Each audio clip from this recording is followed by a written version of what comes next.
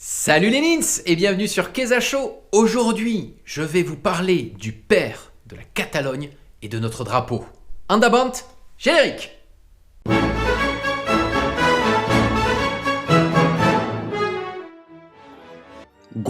Très gros morceau aujourd'hui, car c'est d'un personnage presque semi-légendaire dont je vais vous parler. Tout d'abord, son véritable nom, car dès que l'on creuse un peu, et pas bien profond, on réalise que notre ami en a quelques-uns en fonction des sources, des langues, au nord et au sud des Pyrénées. Guifred est un nom d'origine germanique, Wigfred, qui signifie paix victorieuse. Déjà, ça pose les bases. Mais en catalan, ce nom existe sous diverses formes, Guifret, Guifre, Guifré, Griffé, Griffa, Joffre et Geoffrey, j'en passe et des meilleurs. En français, on rencontre aussi Vuifred, et en latin, son nom apparaît sous les formes Guifredus, Vifredus et même Guifredo. Et ce n'est que son nom. Donc pour le bien de cette vidéo, nous le nommerons comme la plupart des Catalans le nomment aujourd'hui, Guifré. Mais quid de son fameux surnom dit du velu ?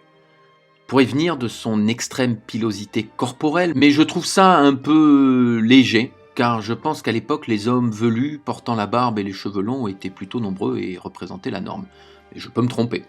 Mais c'est vers une autre hypothèse que je me tourne, qui consiste à envisager que le surnom de pilos, que l'on a traduit par velu ou poilu, viendrait de pellitus ou prince fourré. Il s'agit d'une référence à la coutume des princes wisigoths de porter un couvre-chef de fourrure.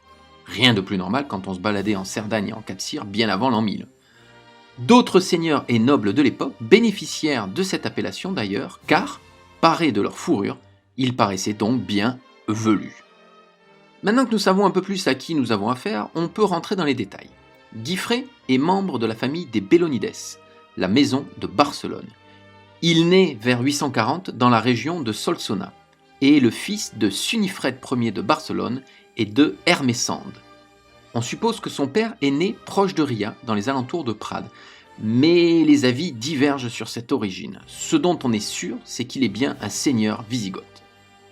Il a un frère, au moins, Miron Ier le Vieux, que l'on peut donc supposer être son aîné, comte de Conflans et de Cap-Sire, qui conquiert le comté de Roussillon en 870 et obtient le Fenouillède et le Pera Pertuses en 874. Ils apparaissent dans le même document en 873 lors de la consécration de l'église de Formiguère. Miron ne semble pas avoir de descendance puisque Guifré hérite de ses titres à sa mort en 896. Guifré est marié à Guinidilde d'Empuriès dont il est l'aîné de plus de 20 ans. Ils n'ont pas moins de 10 enfants connus portant des prénoms aussi colorés que leurs aïeuls. Il est nommé comte de Barcelone en 878 au profit de Bernat Ier qui est destitué et prend le titre de comte de Barcelone et de Gérone alors que son frère Miron Ier prend celui de comte du Roussillon. À son apogée, Guifré est comte d'Urgell, de Cerdagne et de Conflans, comprenant alors le Val-Espire et le Fenouillède, de Barcelone et Gérone et d'Ossona. Guifré le Velu est considéré donc comme le premier comte de Catalogne au IXe siècle. Il est relativement difficile de faire la part entre mythe et réalité quand on parle de Guifré. En effet, reconnu comme pater patriae par les rois d'Aragon et à l'origine de la lignée des comtes de Barcelone, il endosse un lourd fardeau fait de légendes plus ou moins vérifiées. Une chose est sûre, il est un farouche combattant de l'islam et se bat contre l'émirat de Cordoue au sud de son royaume quasiment toute sa vie. Guifré développe alors la plaine de Vic, il crée le comté d'Ossona et rétablit l'évêché sur les territoires reconquis sur les musulmans. Il édifie des abbayes, Santa Maria de Ripoll et Sant Joan de las Abadesses, tandis que son frère Miron le Vieux crée Saint-Michel de Cuchat dans le Conflans. Il meurt victorieusement au combat le 11 août 897 contre le chef musulman Loubt ibn Muhammad. C'est ce jour-là, d'après la légende, que la Señera, le blason le plus ancien d'Europe, voit le jour. Remettons-nous dans le contexte. La bataille a lieu au Val d'Orin, au sud des Pyrénées. Guifré vient défendre le siège de Lérida d'une attaque des troupes sarrasines. Héroïque durant la bataille mais mortellement blessé, il agonisera durant 3 jours. C'est de sa blessure et sur son écu doré que 4 doigts traceront les bandes sang et or. Certains écrits attribuent cet acte au roi français Charles le Chauve, qui aurait dit « Comte, voici quelles seront vos armes ». Mais le roi ne pouvait être là en 897 car il était déjà sous terre depuis exactement 20 ans. Et oui, on avait déjà le goût du sensationnel et de la fake news à l'époque. Un mémorial est érigé sur le lieu supposé de la bataille commémorant la naissance de la Señora. Guifré, quant à lui, repose au monastère Sainte-Marie à Ripoll. La légende est née, et avec elle le blason des comtes de Barcelone puis de la Catalogne et de la couronne d'Aragon, la Señora.